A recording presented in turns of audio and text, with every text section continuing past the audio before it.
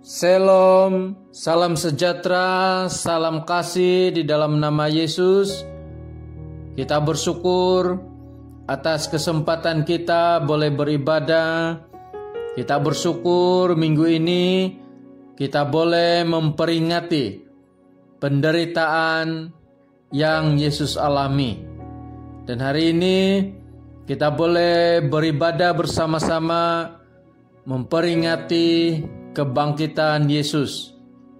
Saudara yang dikasihi oleh Tuhan, hari ini kita belajar firman Tuhan yang diambil di dalam Markus 16 ayat yang pertama sehingga 8. Sekali lagi Markus 16 ayat yang pertama sehingga 8. Dan saya akan bacakan di sini dalam terjemahan Indonesia. Kebangkitan Yesus.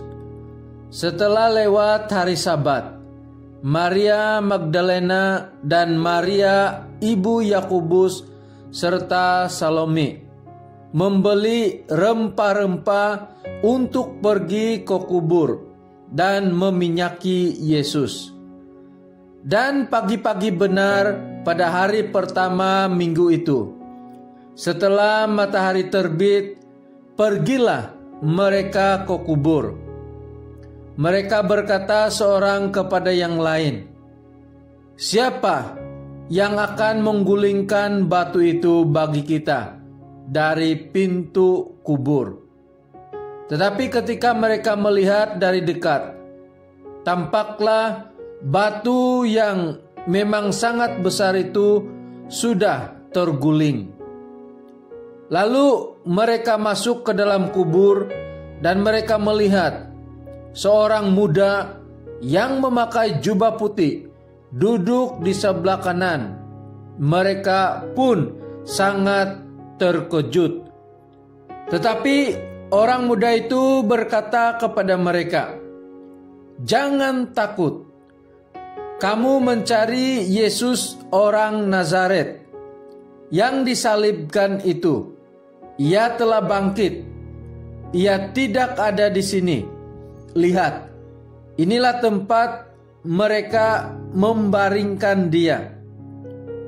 Tetapi sekarang pergilah, katakanlah kepada murid-muridnya dan kepada Petrus, ia mendahului kamu ke Galilea. Di sana kamu akan melihat dia, seperti yang sudah dikatakannya kepada kamu." Lalu mereka keluar dan lari meninggalkan kubur itu, sebab gentar dan dahsyat menimpa mereka. Mereka tidak mengatakan apa-apa kepada siapapun, juga karena takut. Demikian pembacaan firman Tuhan. Saudara yang dikasihi oleh Tuhan, hari ini kita belajar tema mengenai Yesus bangkit. Bila kita bercakap mengenai kebangkitan Yesus, kita semua tahu bahwa kebangkitan Tuhan Yesus merupakan satu peristiwa yang sangat penting di dalam kehidupan kita dan juga di dalam iman kita sebagai orang percaya. Kita memperingati kebangkitan Tuhan Yesus karena Yesus sudah menang mengalahkan maut. Saudara yang dikasihi oleh Tuhan, bila kita berbicara mengenai kebangkitan Yesus, pastinya pertama-tama orang yang mendengar akan kebangkitan Tuhan Yesus adalah Maria Magdalena, Maria ibu Yakobus, dan Salome. Mereka inilah yang mendengar pesan kebangkitan Tuhan Yesus, dan mereka inilah yang dipercayakan menyampaikan berita kebangkitan Yesus kepada murid-murid yang lain. Di dalam firman Tuhan yang sudah kita baca, kita dapat melihat bahwa para wanita ini berbicara sesama mereka bahwa siapa yang akan menggulingkan batu itu, karena batu itu sangat besar. Dan ketika mereka tiba, mereka melihat bahwa batu itu sudah digulingkan. Dan ini menunjukkan, ini menyatakan bahwa Yesus bangkit dan jenazah Yesus tidak dicuri. Saudara yang dikasihi oleh Tuhan, dalam firman Tuhan yang sudah kita baca juga, kita dapat melihat bahwa ketika mereka masuk ke dalam kubur, mereka melihat ada seorang muda yang memakai jubah putih. Dan orang muda inilah yang menyampaikan pesan kepada para wanita ini mengenai kebangkitan Yesus Kristus. Dan pemuda ini mau supaya pesan kebangkitan Yesus disampaikan kepada murid-murid Yesus yang lain, juga kepada Petrus. Dan ini sangat penting karena kita tahu Petrus sudah mengkhianati Yesus. Dan pesan ini sangat penting dan menyatakan bahwa Tuhan bersedia mengampuni Petrus. Saudara yang dikasihi oleh Tuhan, kebangkitan Yesus Kristus merupakan satu peristiwa yang penting dan juga sangat penting di dalam iman kita sebagai orang Kristen. Kenapa kebangkitan Yesus itu sangat penting?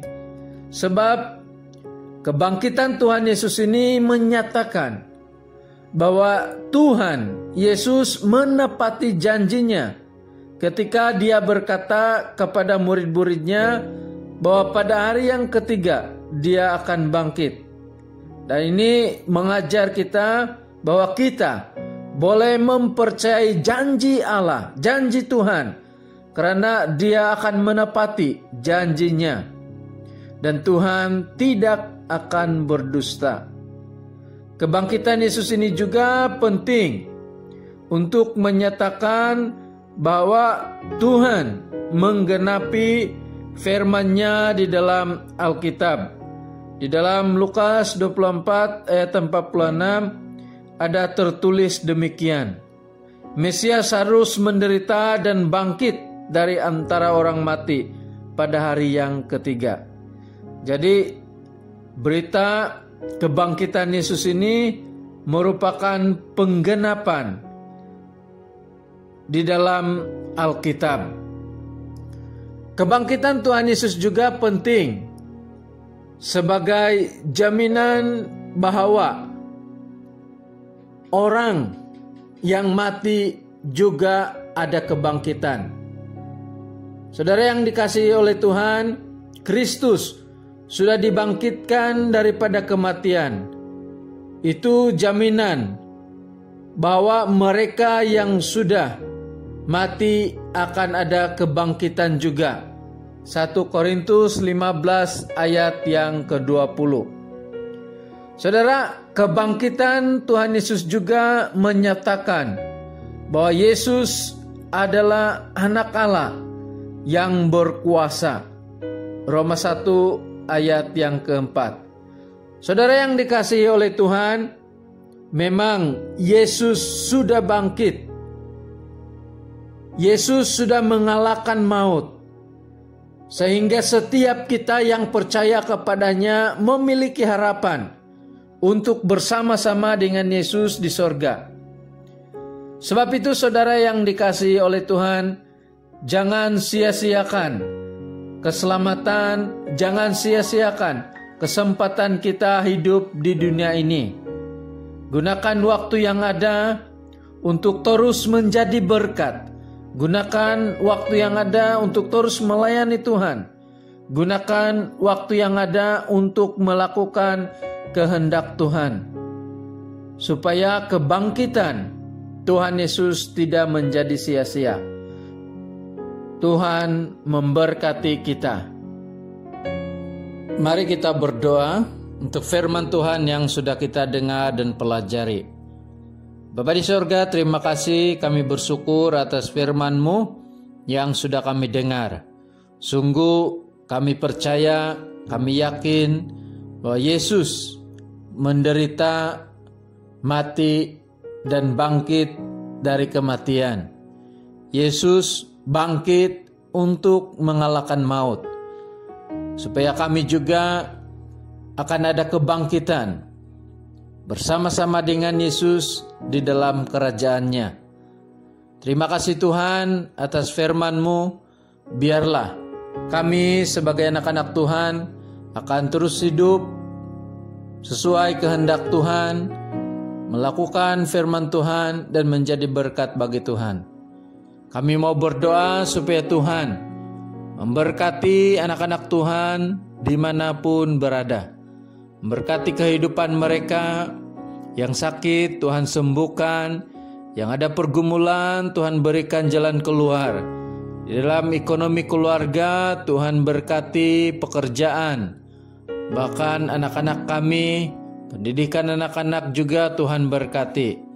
Terima kasih Bapa, kami juga mau berdoa supaya Tuhan memberkati gereja kami, pelayanan gereja kami, para pemimpin di dalam gereja kami di peringkat apapun, baik peringkat pusat, paroke, jemaat. Biarlah kami boleh bersama-sama untuk terus melayani Tuhan. Engkau juga kiranya memberkati ekonomi gereja kami. Tuhan juga kiranya yang memberkati sinuda kami yang akan kami laksanakan pada bulan Mei ini. Tuhan memberkati para jawatan kuasa pelaksana.